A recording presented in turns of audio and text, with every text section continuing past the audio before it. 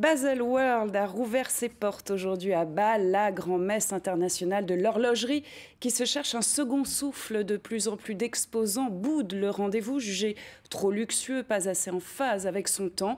Des critiques entendues par les organisateurs. Ils ont quelque peu changé la formule cette année. Géraldine Dreyer, Nicolas Meyer. La grand-messe de l'horlogerie a commencé comme si de rien n'était, mais pourtant tout n'y est pas. 500 stands, c'est 3 fois moins qu'il y a quelques années. Une désertion reconnue sans façon par les organisateurs de Baselworld. Je pense qu'effectivement, nous avons atteint le fond. Vous savez, ce n'est pas le chiffre qui est important. Mais c'est bien la fin d'une histoire pour une certaine forme de salon.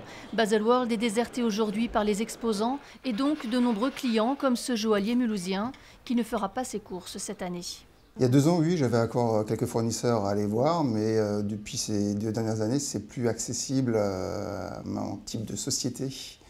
C'est vraiment le très haut de gamme qui est représenté, donc je n'ai plus intérêt à y aller, à part pour le plaisir. Les observateurs l'affirment, le marché s'est polarisé. Le très haut de gamme d'un côté, qui trouve encore sa place dans les salons, et de l'autre, une nouvelle façon de présenter les collections par voie numérique. Aujourd'hui, avec les rendus 3D, tous les fichiers qu'on peut recevoir, ça n'a pas vraiment de raison, ça n'a pas vraiment de nécessité pour un détaillant de s'engager dans des frais de déplacement, d'hébergement pour lui et ses équipes. Et donc finalement, il va tout faire à distance. C'est une ligne de crédit finalement qui va enlever de son compte d'exploitation et qui va lui permettre lui de le consacrer à autre chose. Reste que certains ont encore intérêt à se rendre à Baselworld, nouvelle formule, comme cet autre joaillier mulhousien.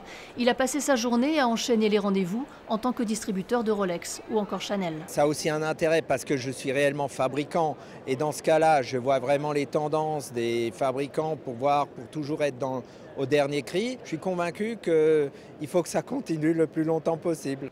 Et ce n'est pas gagné. Baselworld est prévu sur 2 jours seulement l'an prochain, probablement couplé avec le Salon de Genève.